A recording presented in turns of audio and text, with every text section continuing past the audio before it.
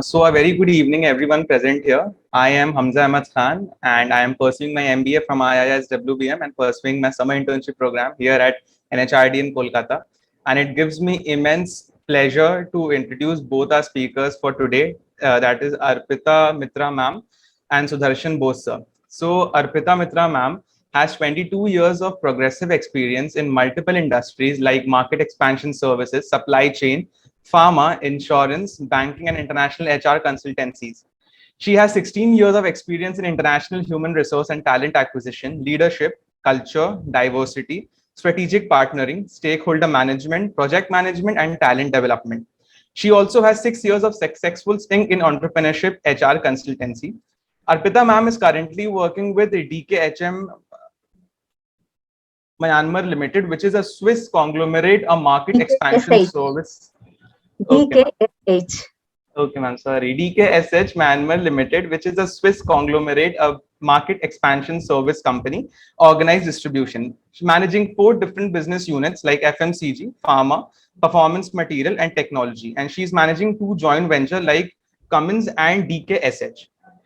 Thank you, ma'am, for your presence. Now, I would like to introduce Sudarshan Bose, sir.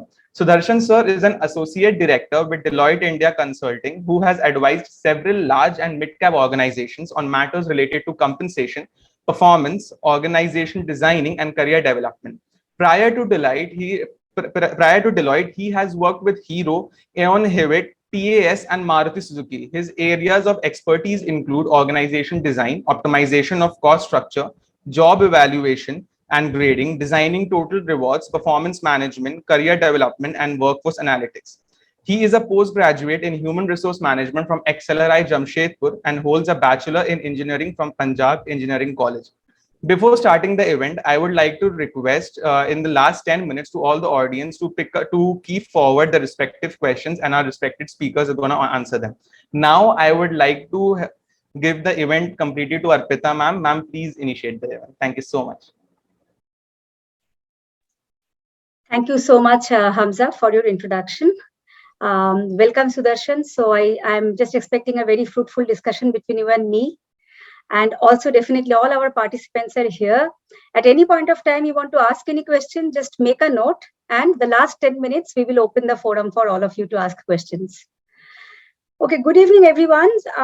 Today, we are going to discuss basically about the challenges and as well as the current evolution of total rewards at the post-pandemic period. So, like total rewards overall, what we understand is CNB, compensation and benefit. In many companies, it's known as total rewards. But today we are basically going to have a holistic approach. Like we'll look at the overall HR engagement and the different portfolios and the benefits and what exactly is happening in the market. So, before we start, I will just like to request Sudarshan to say a few words, and then we can come up with different questions. I can ask Sudarshan, he can answer, and it's vice versa. We can always get into a discussion mode. Thank you so much. Sudarshan, over to you. Thank you, Arpita. I think very, very warm welcome to all of you, and thank you for taking out time on a Saturday afternoon. I believe for most of us, it's not a working day, and unfortunate for some of us who may still be working in different corners of the country. But a very warm welcome, and Arpita, thank you for the introduction. Hamza, thank you for sharing a bit about our profiles. Helps us connect better with everyone out here. But I guess the idea was simply to try and discuss a bit about how total rewards has been changing of late. When we say total rewards, it is obviously beyond compensation, it is beyond benefits. It's a large part of the HR architecture around careers, growth, development. I mean, imagine the space has changed so much that people are offering multitude of things to the employees, yet probably employees are not staying back. We hear things like great resignation. The pandemic has had its own shifts, own challenges where people went remote and then they came back to office and they partly went hybrid. So much has been moving on. We thought it's prudent that with someone like Arpita in the room who has a vast experience around managing human capital for so long across different geographies, different entities, and as a consultant, if I could bring in some perspective around what we see in India across other markets as well, and what is it something that we can take back as things that have changed over the last 2 years, 3 years, it should be fruitful for all of you. That's where the context is. And to that extent, everyone, please kind of have your questions handy. We'll be more than happy to address what you are keen to know today. Yeah. So, Sudarshan, I was thinking like the present total rewards model, I mean, how it has evolved. If you can enlighten us a little bit, like in the post-pandemic scenario, we have seen a lot of changes. So overall, how it has evolved and how does it relate to engagement? Sure.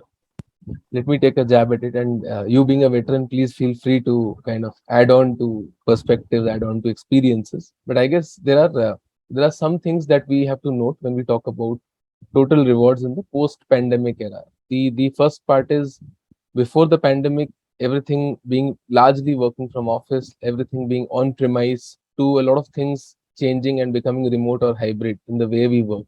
Often a term has been used around the future of work and the future of workplace because there's no workplace defined as such today.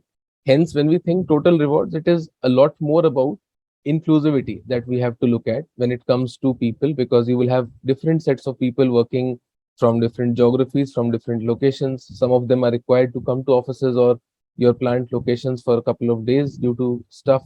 Some of them could also be required to travel a lot, despite some of the concerns around health or safety, because then some jobs warrant such travel and people have to take up those responsibilities with all the insurance, etc., that cover them. But people do still take it up. Hence, the inclusivity of rewards. When I say inclusivity, largely the customization to the extent that individuals to whom what matters the most gets addressed partly through total rewards comes out as a clear shift that we see inclusivity.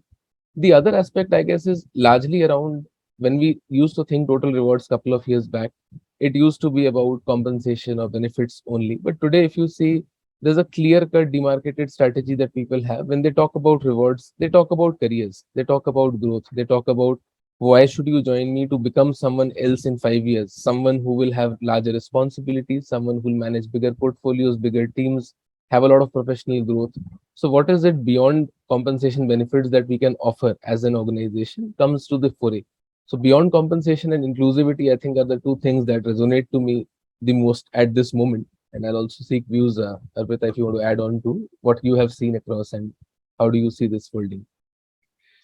Yeah, I mean, definitely, I'm pretty much aligned with you, Sudarshan. But like what I was also looking at, like for example, in the country where I stay, and also I have many HR friends in India.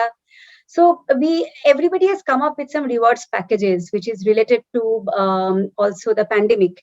Like for example, a COVID contingency package, or we have arranged for vaccinations when the vaccinations were not free, and government was also there was so much restrictions. I think this is something, sometimes I have realized that the employees, they tend to forget that the companies have also tried to support them in many different ways. And there had been, I mean, the most importantly, the hybrid model also started. So definitely these are a way of, like evolution or maybe some engagement, which has also come up from the total reward side, because these are the rewards and additional benefits that we have also added. Correct me if I'm wrong, Sudarshan. No, absolutely. I think with the hybrid working model, I think large part of uh, large part of say employee engagement also would have derived tenets from total rewards, because everything that we have offered from security to safety to assistance to even coaching, counseling to people who may have lost some dear ones at some point in time, to supporting some of our colleagues through vaccinations, through hospitalizations.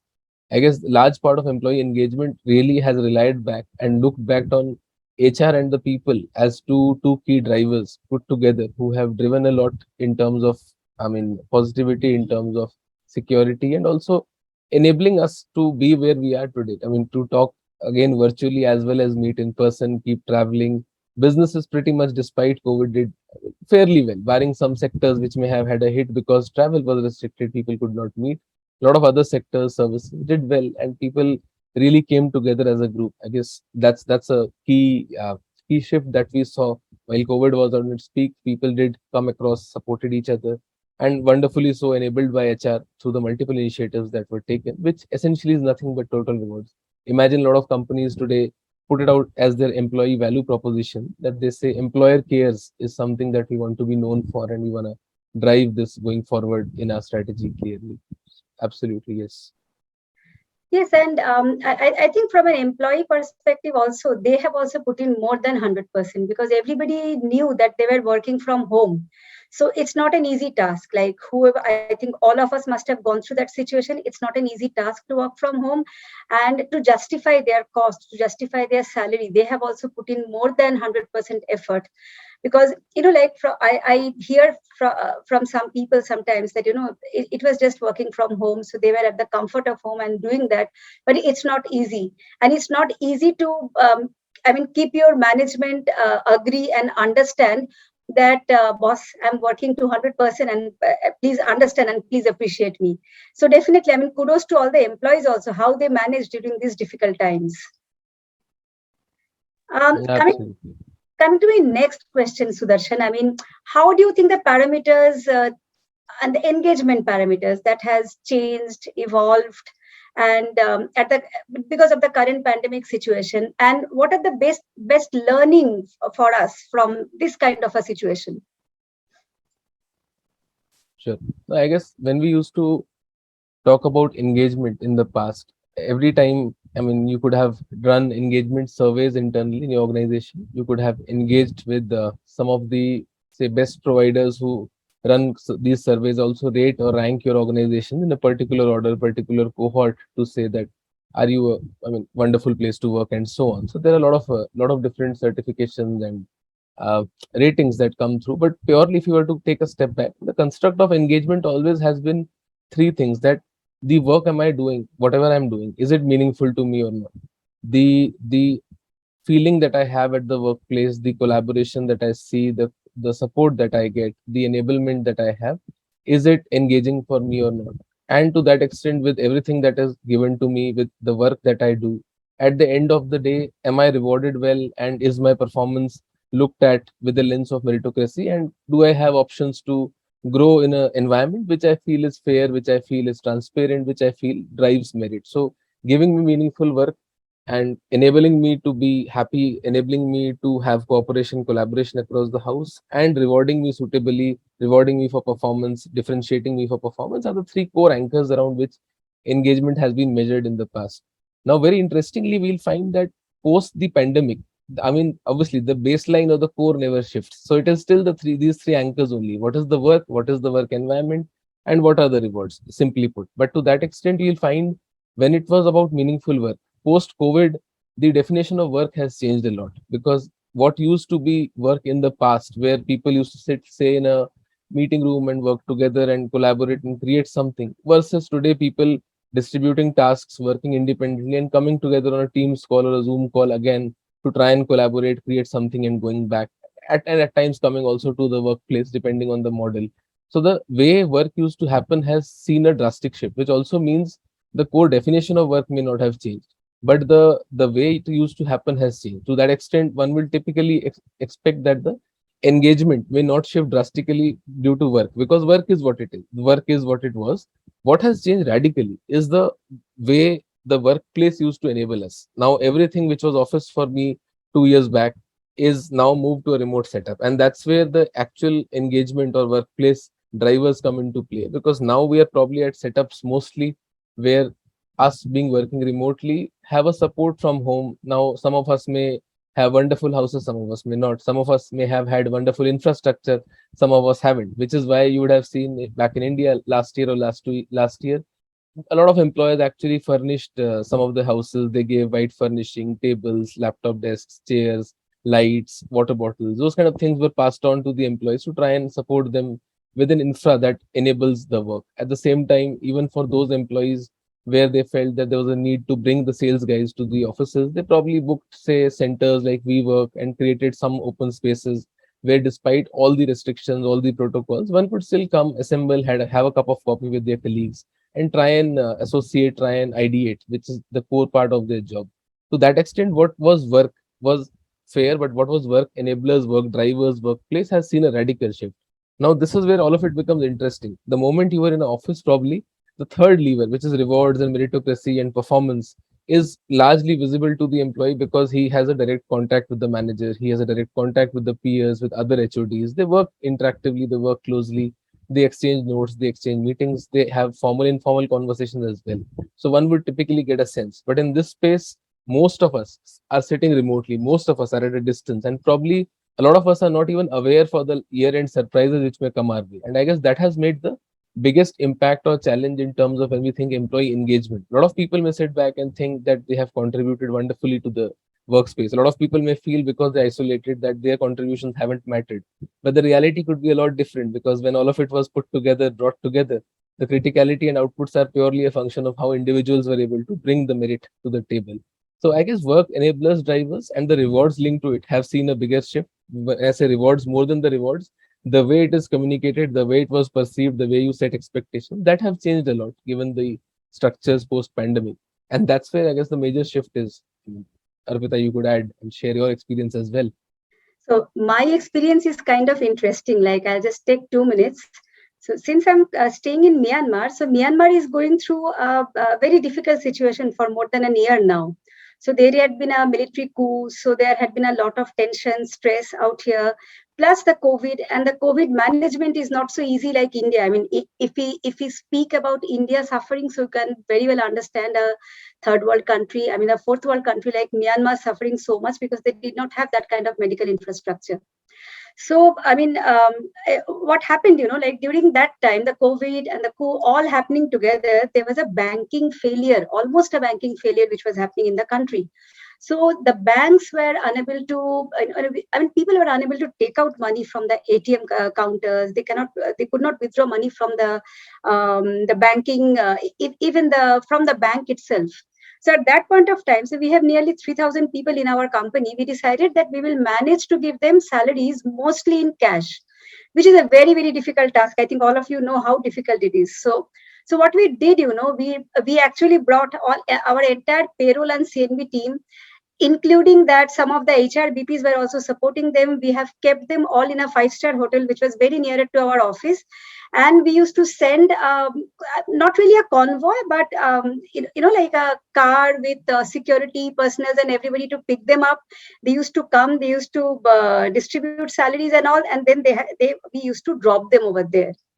Plus, interestingly, both me, my husband, my daughter, all of us had come to India for a holiday, and we got stuck for a couple of months here. So you can understand, like, here we are staying in a much more, isolated situation currently in this country. So I have a separate room, my husband has a separate room. So work from home is not a problem. So I'm sure all of you must have faced similar situations. When I came to Calcutta, so we stay in a very nice big apartment, but it's 2 bedroom. It's a 2 BHK. So one room was taken over by my in-laws and one room by all three of us. So you can understand the kind of way we juggled and we managed. And my daughter was sitting for a 12th standard. We all were just, doing our office full-fledged. So it's a difficult situation. So from one angle, like it's difficult for the people like us to manage, but from other angle, how the employers also adjusted and they understood the situation. So I'm sure there had been many, adverse situations also where people lost their job, the salaries were halved, all these things have happened. But also we should look at the brighter side. These kind of situations also have been put forward, and the employers have also taken care of that situation and understood, and we all actually waded through it and came out in flying colors at this point of time. So, Sudarshan, building on that, I think there are a lot of what I see nowadays overall, not only in India, everywhere else, that these millennials, they are shifting more and more into entrepreneurship. I think even the post-COVID, this must have gone up because everybody was honing their talents. You open Facebook, somebody is dancing or someone is singing or someone is painting. So it was all there. So I think everybody was honing their skills, and suddenly people realized that we can do something else as well. So coming from a consulting point of view, because you are in Deloitte, you are managing so many different companies and you are working with them. So what is your overview? And give us your perspective in terms of India and overall as well. Sure. So I think, obviously, as you said, when the pandemic started, I guess couple of trends picked up. Definitely, people did take out time for their personal lives. And I guess it has been a lot so about our clients as well as employees. People did anything from baking to dancing to learning new things at their personal space. People did get a lot of time to spend time with their families. Some of them also ended up traveling a bit when the world opened up in their cars locally with their family, and did spend time. But I guess a major shift that also came in this space in this time across sectors was the ability for individuals to try and look at their own skills professionally, and to try and ask the question where Arpita just started. She said a lot of people looked at entrepreneurship. That is where the wave kind of transpired very soon. That is it something from my end, from my skills that I can do, and or is it something which I need to I need to upskill myself to some extent, and eventually I need to go into that direction. You'll find it very interesting that alongside somewhere a lot of our companies in India, say if you were to break it across sectors, anything within services, be it financial services, be it consulting, be it product companies, they had a set of employees who actually started creating things of their own. They enabled this. When I say enabled, while companies had this infrastructure in the past as well, where they would have some budget sparked for new ideas and new things, new directions to work in. At the same time, those budgets got expedited a bit because now, given the pandemic, given that the rate of work was not that fast as it used to be, new businesses would have, I mean, slowed down to some extent. A lot of new work not coming in. You were completing the existing assignments, old engagements were being closed off. That's where people really looked at what are the skills that they can hone, and what is it that they can develop. You'll find it very interesting that a lot of product companies, a lot of tech companies, a lot of services companies today have actually made learning a part of the total reward strategy, wherein people give a certain amount of entitlement to the employee, very similar to the old age entitlements we used to have around hotels or transport or leaves, LTA benefits, those kind of things, but in a different way, packaged differently, which largely talks about how much of money can you spend on learning, what kind of courses can you do, and what are the platforms that you can access. It's a very simple binary process where people take approvals from the manager and try and learn skills. So we have seen people who obviously did not have experience in a certain area, but once they joined the organization, they started getting into those courses, started learning, and started building their capabilities. It's also a time when I think globally, as well as India especially, has seen a lot of unicorns coming into play. I mean, to that extent, if you were to say the startup ecosystem would have grown at a distinct pace, and when we say unicorns, it is logical that all these companies were founded 3 years, 4 years, 5 years, 7 years back, which also means while they were in existence, while Make in India as a concept that was started in 2014, but to the tune when we had COVID, the tune when we had seen the second wave, post that, a lot of unicorns came into play, a lot of listing happened, a lot of buybacks happened. And some of it, if you were to look back again, is a function of individuals doing very different things. If you were to quote, imagine this, just take back couple of months, take back time to a couple of months, you will see Zomato was a delivery company. Then Zomato started working towards working capital funding. Then Zomato today also has a wallet, a kind of a credit card of sorts, where you can use it and get cashbacks as a user, as well as people can rely and fall back on Zomato. The sellers there can rely and have some working capital into their own space. Misho used to start up as a B2B setup and today has a good B2C presence as well.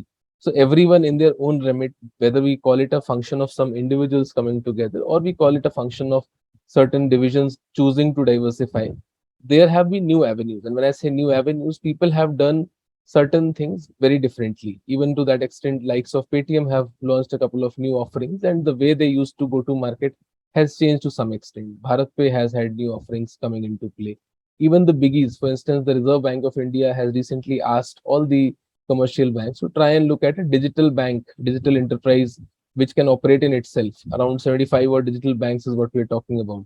Similarly, there's a thing around new umbrella entities, which is about 5 new NUEs, very similar to the UPI platform, yet they will try and cover different aspects and also try and build more competition in the payment space. So a lot of impetus from government as well. That can be one way to look at it. A lot of impetus from the organizations to diversify and build product categories. The second way to look at it. A lot of impetus from the individuals themselves to say that I want to do something differently. And if it is here that I have an opportunity, why can't I go and start a business line? Why can't I go and start a product line? Why can't I actually shape my product, pick it up? Like Razorpay very recently came out with a 3-click payroll software, maybe known to some of us as HR professionals. Again, something done in a very similar fashion, where some individuals came together and said that while we have a product it is the right time to hit the market when HR as a function is seeing a lot of tech interface, tech interventions, experience has taken the center stage, and that's where we should attack it the most. So probably yes, the answer to everything that you asked is driven by government, probably driven by organizations, but more importantly, individuals right across this period have had a choice, had chance, and the thrust to try and drive things which they thought will make it big tomorrow. And some of those things actually have come true for us as an organization, as a nation. And obviously, it gives us good feelings. It gives us a good sense. While today there's a bit of a sentiment around layoffs, there's a bit of a concern around how the markets are slowing down. But that said, this is after. I mean, this is at the back of a lot of growth that we have seen. And if we are able to sustain and absorb that pressure for another maybe 3 months or 4 months, we should again see some bit of growth coming back into the economy, trickling back into the economy, right?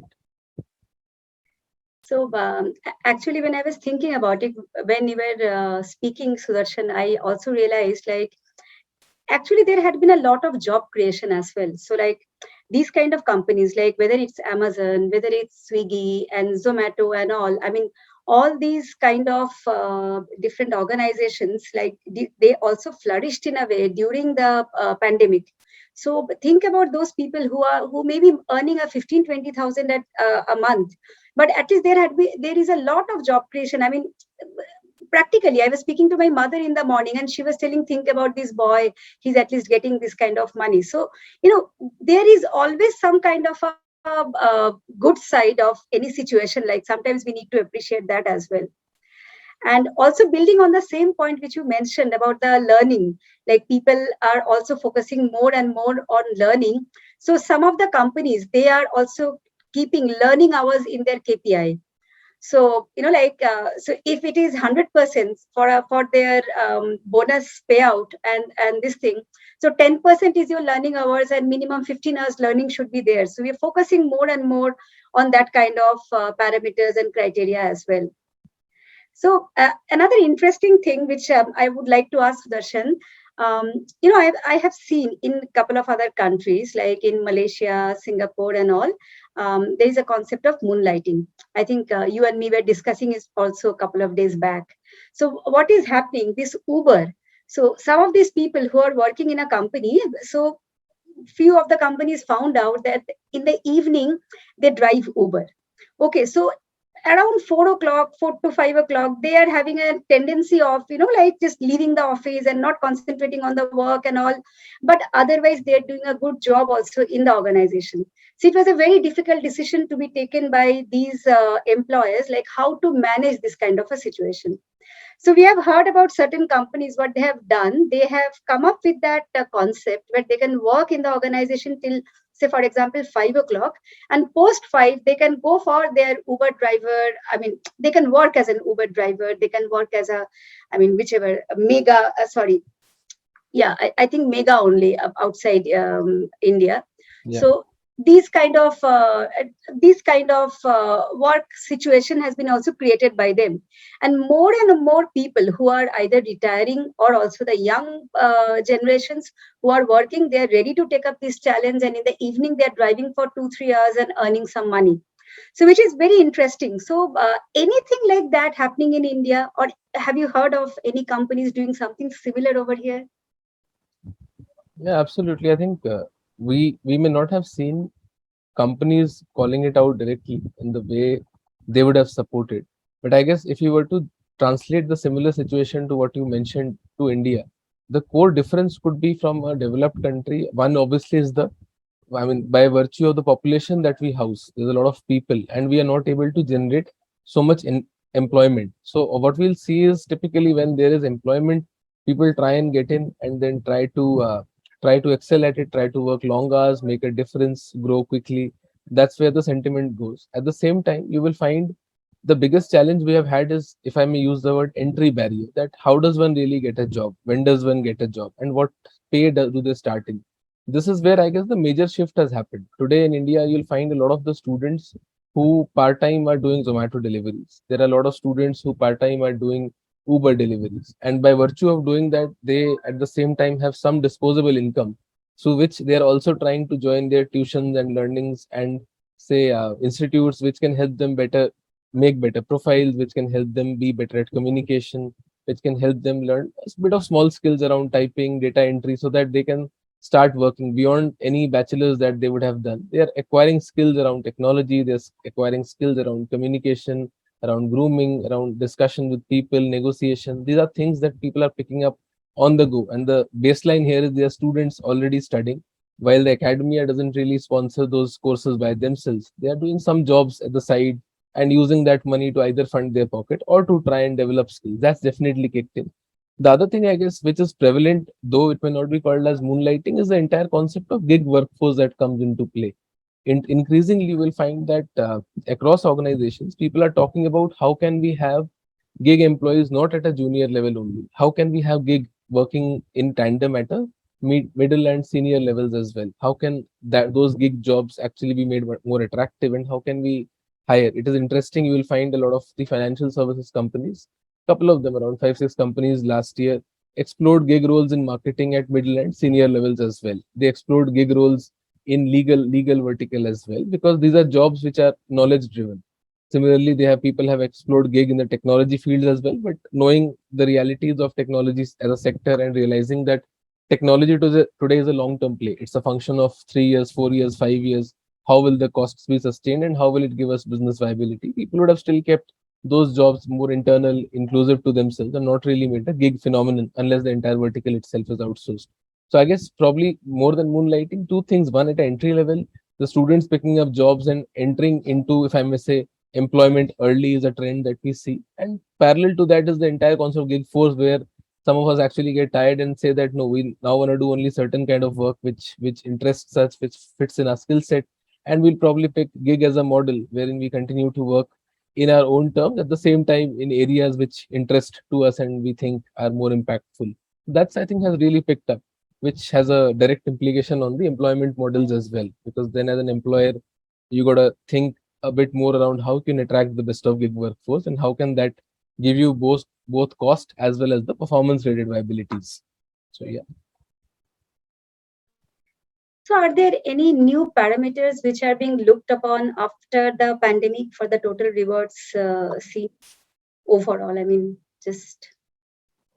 Sure. I guess if you were to talk about parameters which are within, say, total rewards, I guess the biggest shift we started when you were also talking about how a lot of the work has changed, a lot of the expectations have changed. One big parameter, I guess, is what is it that you can give about careers to your employees. When you think total reward, that's a big parameter that will stand out. People would genuinely look at jobs which give them mobility. People will look at jobs which give them exposure to different product lines or different service lines. People also look at jobs which give them exposure of working with bigger teams or say larger set of people. People also look at companies. I mean, both intrigued and yet a lot fascinated by the fact that when I go to campuses, a lot of people join Deloitte because of the entire play around the CSR that we do. And they every time when I finish an interview, I ask them, "What is it that you want to know?" I mean, I guess 7 out of 10 times the question is largely about the CSR work that we do, and that comes out as a clear differentiator when it comes to attracting talent. The ability to not just restrict yourself to a professional world, but also the ability to try and make an impact to a larger society out there and touch the masses, feel the difference, and create something which is more meaningful. Make an impact is a value proposition that we drive across the organization. So that extent, I guess, careers and within careers, if I were to say more than careers, careers double click would mean professional development, professional growth, and diversification. That what is it that the job allows me today, and what is it that the job allows me tomorrow, and what can I become out of it? Will it help meet some of my personal aspirations? Will it help bring me closer to society? Will it help say drive some of the larger actionables, larger goals that I had as a professional to give me growth, give me say geographies, give me people. What is it that I get out of the job in terms of careers is something that people really look at. And that's where a lot of organizations are actually focusing. You will find people also talking about, if I were to use the word talent marketplace, which fundamentally goes back to relate and say that what are the multiple career paths that one has in the organization? And to that extent, are there any certain set of skills, any set of experiences that they need to acquire to move from one job to the other? A total rewards will also look at horizontal growth today, which will talk about, say, what can you do not just to grow up the ladder, but also parallelly. People who have done finance accounting for a long time have explored jobs in investment portfolios because they understand accounting, they understand the finances. It is only about looking at the front office and going into investing. So to that extent, any horizontal growth also comes into the foray, and that has been emphasized a lot. I believe you would also have had similar experiences as you manage a lot of people out there. It's a quite a big enterprise that you manage at the end of the day. What's your view? Kind of true, so everybody is now actually thinking of exploring, understanding what is there in the market, what else they can do. They can, whether they want to move into a role which interests them, but they were afraid of taking it up at one point of time. So these things are coming up. These things are coming up, and another thing which I mean, um, other than this, I mean, in generally speaking, I have also noticed one thing, that the post-pandemic situation, the mental well-being and the physical well-being both has taken a huge like, have taken a huge mental space for people. So in terms of that, I think the employers are also looking at coming up with different kinds of their um, what should I say, engagement, like the different kinds of employee engagement in terms of their mental wellness and the physical wellness as well. So, like, different things are related, and the pandemic had been a huge learning ground for all of us. So, learning ground also, and an eye opener. So, like the point which I was discussing sometimes back, Sudarshan, like there are employees who had been always not very clear what they want to do in their life. Sometimes, I mean, they have taken up a job by the virtue of getting a job at that kind of completing their graduation and from the campus and all, and then now they are taking the risk of moving into those kind of roles and just taking a chance. I think people have become more bold. Can you say that people have become more bold, and they're thinking that yeah, we can, why not try it out? More on the mid, I mean the mid age group, I mean to say up to 35 or something. So people like me who have already crossed 40, we are a little bit of conservative, we are still afraid to take a hard call in our life.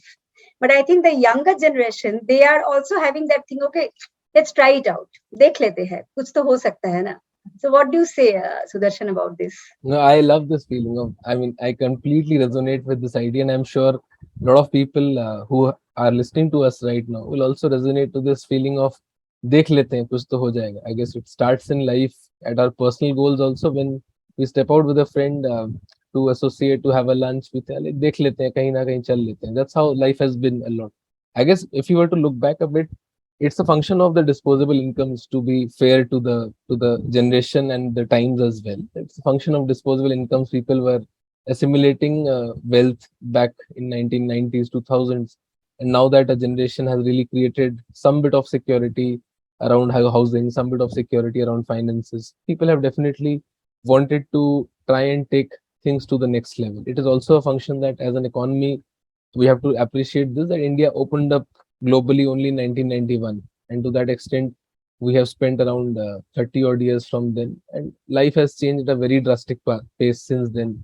Large banks came into play, and banking used to be a sought after thing in 1995, 6 to early 2000s. To that extent, today banking is not a sought after thing. It's the fintechs and the payment companies who are sought after, and banking is more old school, brick and mortar, big buildings, all guys in white shirts and red ties. It is very, I mean, it is very run the mill kind of a job is how people see it. And again, now banks will start becoming very interesting going forward because they will have a digital setup and a presence. So I guess where Arpita started the question that, a generation which has become more of, "Ki, let's see and let's try it out," while it is the starting point is disposable income, we'll also have to see how you will find the ecosystem has really enabled it. That every time, if you find a country like India, which is so populous, there are so many people, so many ideas. I mean, millions of people coming out of institutes, academia every year, and they then trying to either get into jobs which will not pay them enough or trying to set up something of their own. I guess the latter has really picked up because the ability of a country like India to prove results in the past, for every institution that raised money in the 1990s, 2000, for all those institutions to become behemoths like an HDFC Bank or ICICI Bank or Infosys. So we have proven it that we have the ability to kind of create institutions which have the presence and the capability to make it global, to keep a mark. Every time I visit some of my clients outside India, they ask me what's happening in ICICI Bank, what's happening in HDFC Bank. I mean, obviously, while we can't disclose things on a individual basis because there are multiple confidentialities, but the message here is the amount of interest people take to know what's happening in a behemoth that we have created in India is very interesting. And to that extent, I guess these were starting points. Every Indian today in mid 30s or say mid 20s looks at some of those individuals who, when they were in their mid 20s, mid 30s, had created something which has grown so big.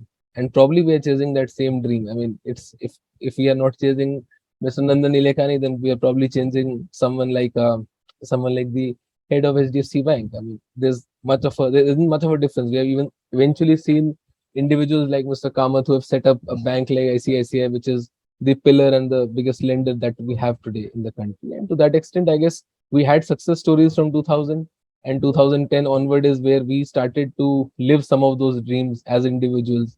The ecosystem enabled us, and thanks to some of the initiatives the government has, it also enables startups to work a lot more freely. There are some tax breaks available to early stage companies, some bit of subsidies available from the government.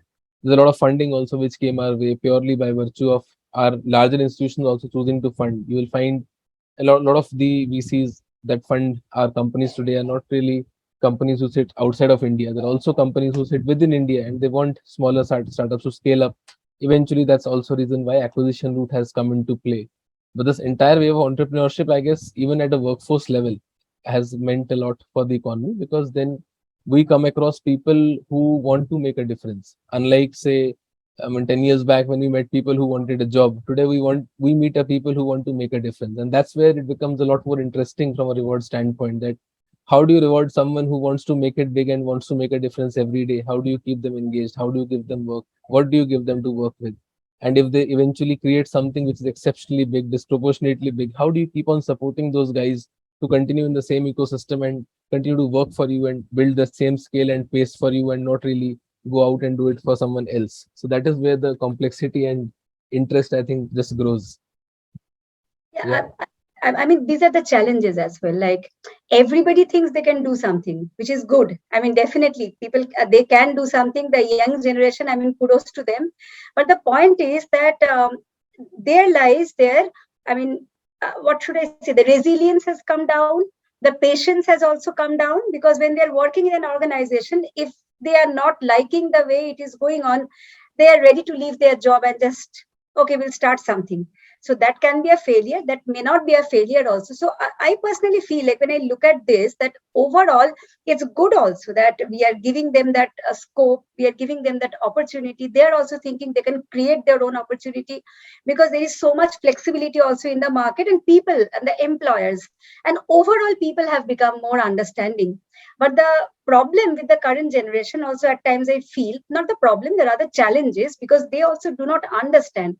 They feel that okay, if it is not working, deklenge is a good way, but we'll start something else. So the seriousness in the job, I think that also gets swayed.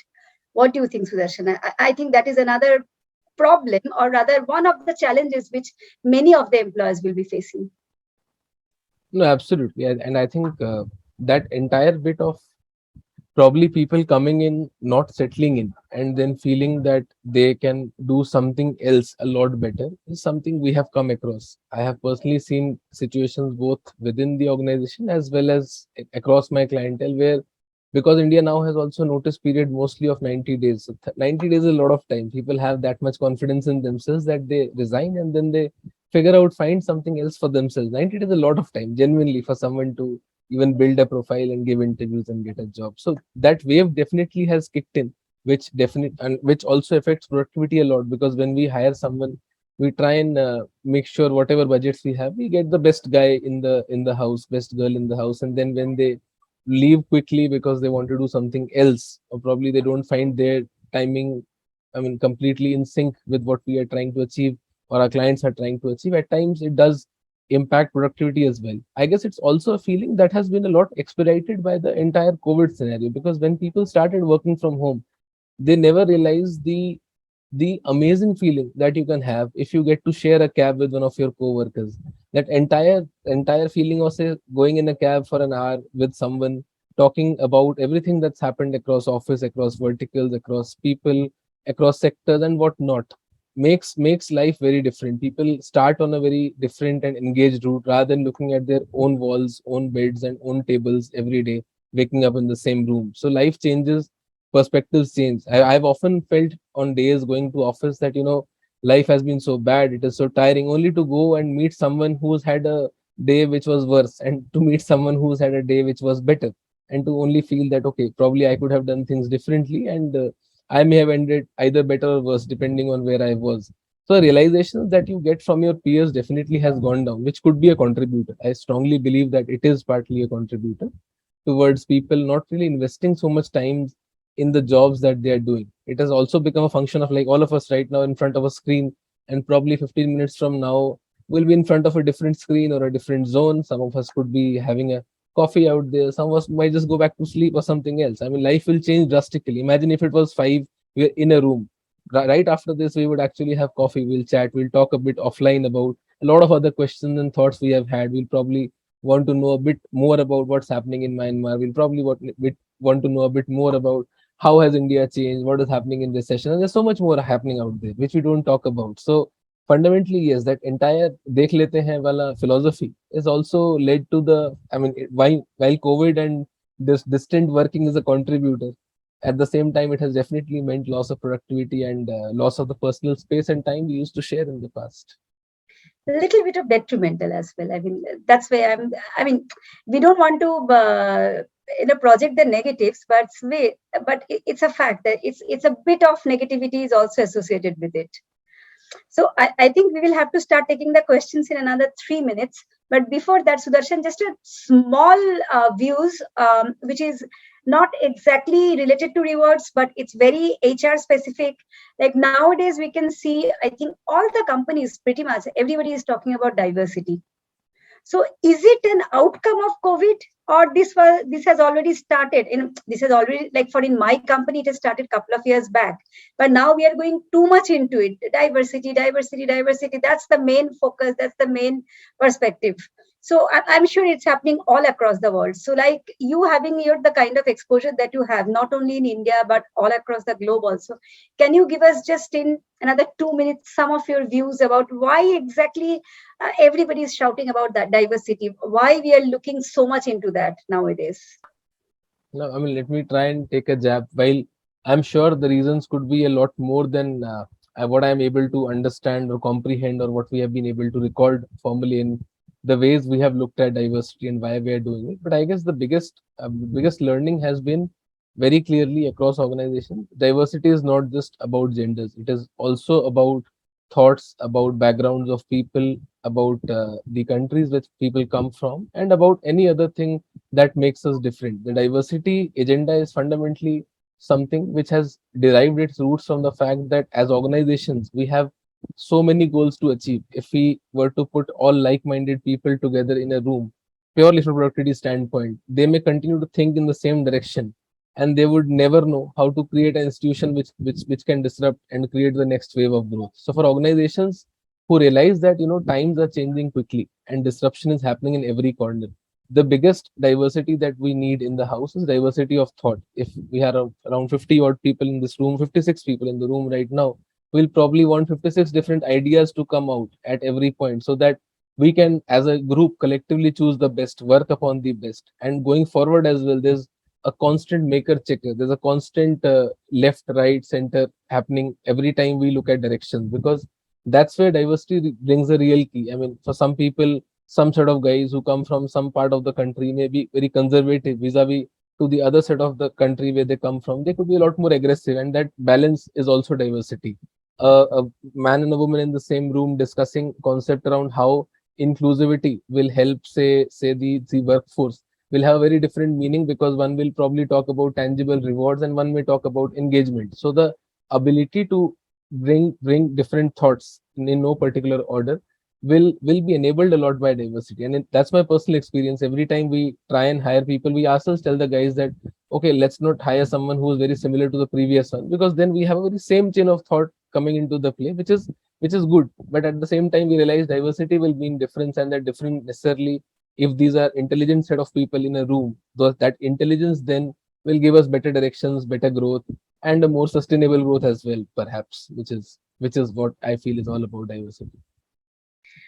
Fantastic, Sudarshan. And I think this is another topic we must take up sometimes in future, because this will not end in 2 minutes. It needs a proper discussion.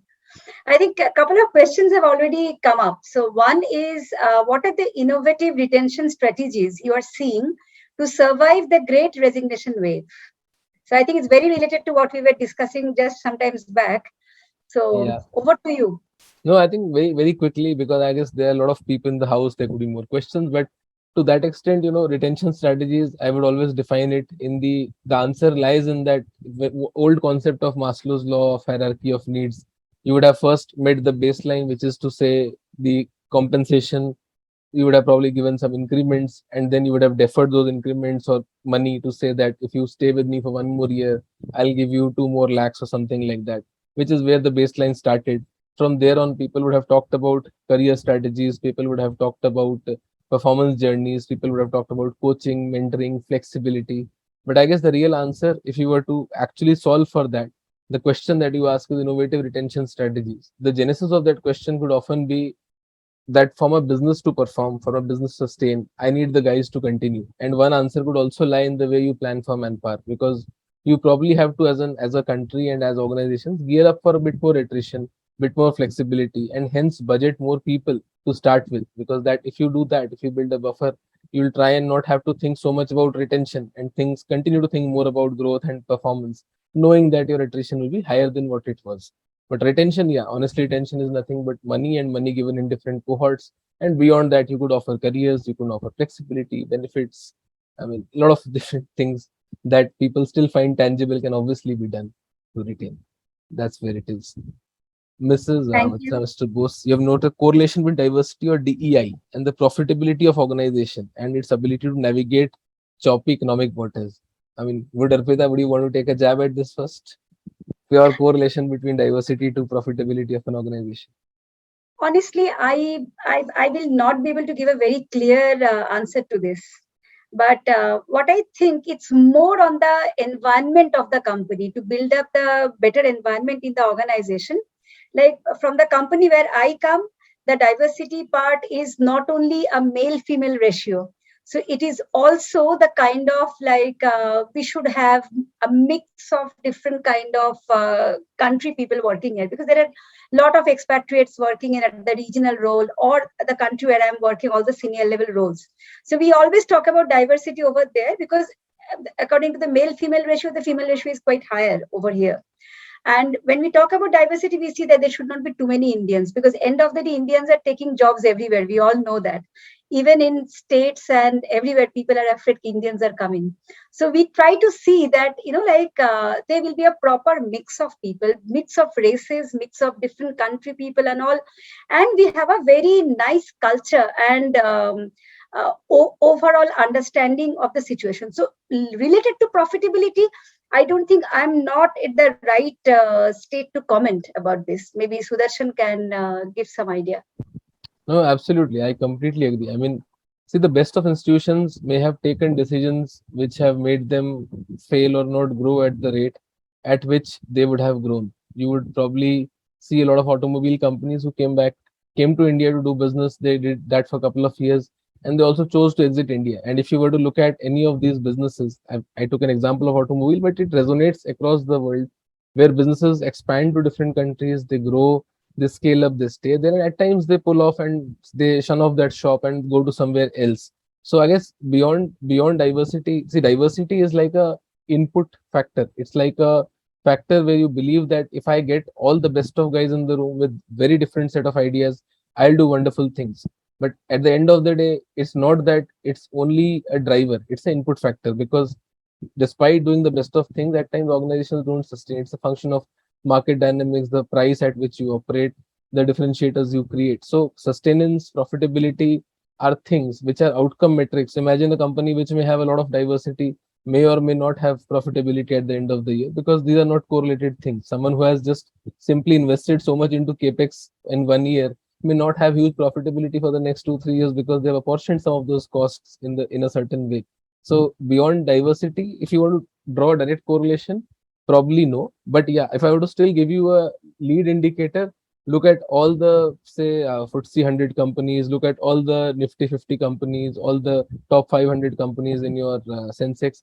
You'll try and see a clear correlation that most of the biggies, the behemoths, the sector leaders would have driven diversity. So I'll also try and believe through institutional knowledge that if all the big guys thought that this will bring in more profitability, or rather, let's say more Productivity. perspective, we should try and believe that as well, rather than really questioning it always. But yeah, good question, interesting one. I guess there are more questions. Many questions, so we should quickly take up. One is, the concern is that the employees want to resign and opt for less salary to have work-life balance. How to counter such situations? So my opinion over here will be like, it definitely once again comes to how the, I think somebody needs to mute The Kolkata chapter is the on. Kolkata chapter. You have to mute yourself. Yeah, thank you. So I personally feel that absolutely true that when there is bad work-life balance and there is no work-life balance, people get so frustrated at times. They feel like leaving their job and ready to take up something less so that there is a better peace of mind. So this is our suggestion to all the employees. There are so many HRs, I'm sure, present in this room over here also, to look at this point and see how we can develop the companies where we are working. And we as an HR, I think as a human resource person, we are the co-pilot. We are not really, like, I don't believe in the fact that the business will tell, okay, you work in this way and we have to work in that way. We should have our say and we should tell them this is the way it should be done. So it also depends a lot on us.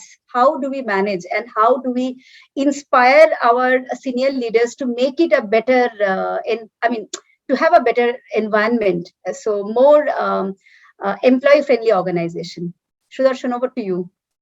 No, I guess I will just try and simply say that, see, there are two types of organizations, and I hope all of us, none of us are in that kind of organization which really does not cherish its employees, which does not supports its employees. But beyond that, if a company at the core believes and wants to do good work, with that assumption, if still some of us don't find work-life balance, it is often also a fact of how are we communicating with our peers, how are we setting expectations, how are we kind of working and being productive, how fast are we learning, and are we able to set expectation, course correct it. It's like this: when I have a cold, I take a crocin, or when I have fever, I take a crocin, I solve for it that day. Probably my work life is not balanced that day, but the next day also try and ensure that I don't catch that cold. So as long as we keep on working towards not catching the cold again, it will also help us try and see a slightly different perspective. I mean, if you don't have work life balance, very logical, find a job which pays you more, less, lesser, whatever, but obviously get your work life balance in order. But do try and explore situations, scenarios where you could have done something to improve that work life balance also. I mean, if we don't take ownership of our situations, probably HR partner or a manager will not be able to do it themselves. That's where it has to start. Absolutely. Agree with you. Yeah. Two more questions we have to quickly take. One is, can the age of employee and type of rewards be related? There's an interesting question actually. Sudarshan, you first. Let me take a jab at it. I guess there is no causation here, but yeah, if you were to look at the age of employee and the type of rewards and a correlation backward, you would have definitely seen monetary rewards, cash compensation would have driven a lot of the younger guys early in their career. Vis-a-vis, you will find long-term benefits, health and security, mediclaims, or even coverage for, say, spouse, children in the mediclaim policies, or even things which, like flexible working, would have enabled people who are probably a bit older and who have probably had 10 years, 15 years of experience. And the logical reason for that, it is not that, age is a driver. It's about someone's life stage. When someone starts as an individual, he has only personal goals to meet, he or she has personal goals to meet. It's the start of the career. You want to maximize your cash compensation. And again, go back to that hierarchy of needs. When you have established a critical mass, a baseline, that your comp looks okay, you're probably built a family, and you're looking at multiple dimensions. You're looking at security, growth, stability, and that's where you start looking at multiple other things around total rewards, which could be benefits or careers or work environment, and what else can the employer offer to you going forward, how big is it a company, and so on. So I guess age definitely ends up having a correlation, but it's not that if you were to attract a 50-year-old, cash compensation would not work. Similarly, it is not true if I have to attract 18-year-old boy, benefits will not work. Imagine a lot of delivery boys have insurances and they find it very useful. That's start of the career because they know they're on the road. Their life is actually under some form of threat more than what our lives are, and hence they value insurance a lot more despite being very young in their careers. So it definitely is not linked back to age directly, but does have some correlation at the end of the day because of a life stage. Very Yeah. interestingly, the next question is, I think we have two more questions, but we'll try to make it as fast, but though the answers will not be taking place so faster. So Sudarshan, the next question is, in the post-COVID era showed a lot of emergences in intrinsic or non-monetary benefits like flexi leaves, work from anywhere, career policies, etc. How important are intrinsic rewards to attract diverse talent pool across different generation of employee, both entry as well as CXO level, and drive performance? So I'll take a quick jab and then I will give it Yeah. over to Sudarshan. I think it's very important. Like nowadays, in the post-COVID area, people know and everybody knows that it's very important to have, once again, what we were talking about, a proper work-life balance and what they need. They are also having a very clearer understanding of what exactly they need. So everything is not monetary. So the biggest learning from COVID is the value of our life nowadays. So what we have learned, that how to live our life properly. So nobody is ready to compromise over here. Even I will not compromise. I may compromise a bit on money, but I will not compromise on my living standards. In the sense, I'm not talking about a fancy car. What I'm talking about, that how much time I would like to spend at home, what I really want to do, the flexibility. I mean, that's immense. I mean, that is a huge eye opener for all of us. So I definitely find this very, very important to attract talents in any level, in any organization. Over to you, Sudarshan. No, absolutely. I guess, I mean, being a very fond student of compensation, I enjoy the subject a lot. I guess intrinsic and extrinsic rewards have a slightly different connotation by definition. Intrinsic is more things like what motivates me, and if I see my peer grow, will that drive me to grow tomorrow? And extrinsic is more about market facing things. But fundamentally, what Arpita picked up was the spirit of the question, to which I'll also address. Probably will not call it intrinsic, extrinsic. We'll call it monetary, non-monetary, and non-monetary is where intrinsic is what the Shubhru has used as a word in the question. But I guess careers definitely, yes, flexi benefits, work from home, all of these things matter a lot more to the employees, because imagine this: there are two stages in life. One, when you join a company, and when you stay in a company. The day you want to join, you will look at compensation a lot and think all about your expenses, finances, and the moment you have it charted, the moment you have it sorted, that's exactly where you start working, exactly where you start performing, and everything that Arpita shared around looking at careers, looking at work from home, flexi benefits, all of these things take the center stage, because then you have to manage your life, you have to manage your work, you also want to grow, and you're trying to meet a lot of expectations. Baseline day one before joining, you only wanted to meet compensation. Day 10 in the organization, you want to meet almost all your expectations, and that's where all of these non-monetary benefits actually come in very handy and attractive enough. Yeah. I think many questions. Do we have time? I don't know. Maybe we'll take a jab. The next question, I mean, I've skipped one, I guess, in between. It was no, there are many questions actually. Actually, So yeah. the next one is, what are preconditions regarding any changes related to sustainability in technology which may affect trust among employees? Preconditions regarding changes related to sustainability technology which may affect trust among employees. Would you want to attack that, Arpita? I'm not very clear. I mean, Yeah, what I'm also not very clear on it. Yeah, so is it, I mean, is the person talking about, say, for example, bringing a success factor in a company, so it will be adding to new technology and people are not very, I mean, I'm talking about success factor as an example. So like introducing, and then some people might not be very comfortable in using it. So that will affect the trust, thinking that whatever is being put in the system, that is becoming very transparent. I'm not very clear on the question actually. No issue. I guess we'll probably come back to this one. I Yeah, mean, we will. I request the author to try and reword it again if possible for us to make it just more clear on what is it that we want to Exactly. derive out of the question. The next one I think is interesting. Let me take a jab. It fundamentally says that, what is the best procedure to retain manpower. One way is obviously for someone who's sitting in, you want to bring someone from outside, you can increase the salary, and hence it will become an injustice to everyone else who's sitting internally. So I guess the answer to that and I'll not try and give you something which is more long term, but fundamentally for all your organizations to ensure that you wanna have some sort of parity and semblance, you need to review your pay ranges every year, and you need to review that in light of what is happening in the market and what is happening internally. What is your internal parity? How have you fit people in the past? And when I said in a year's time you should review it, probably in a market like today, you could choose to review it 6 months also. You could choose to review it in a quarter also.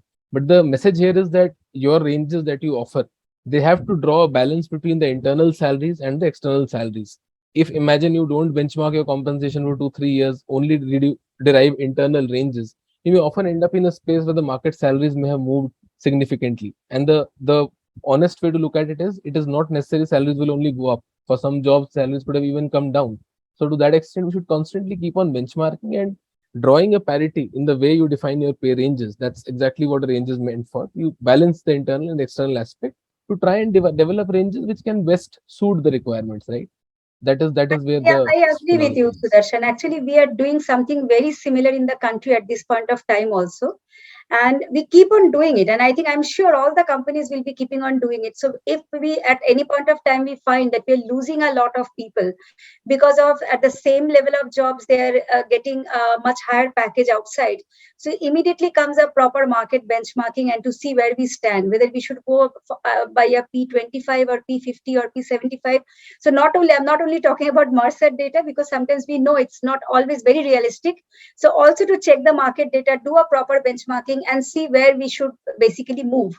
But if this question is pertaining to that somebody is getting this kind of salary and I'm hiring some other person at the same level and I'm paying a higher salary, then whether we should increase that person's salary or not, that is not the right way.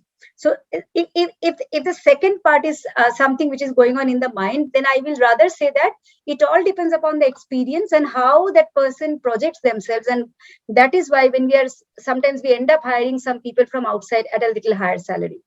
So there are two facets of the same question, but looking at the bigger picture, we should definitely keep on doing benchmarking every 2 3 years.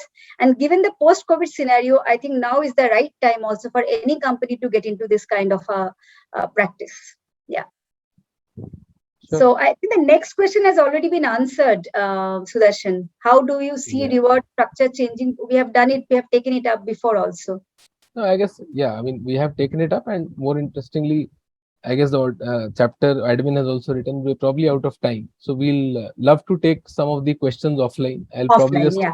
and answer the last one in maybe 2 sentences. We started right at this when we said how the reward structure has changed post-COVID.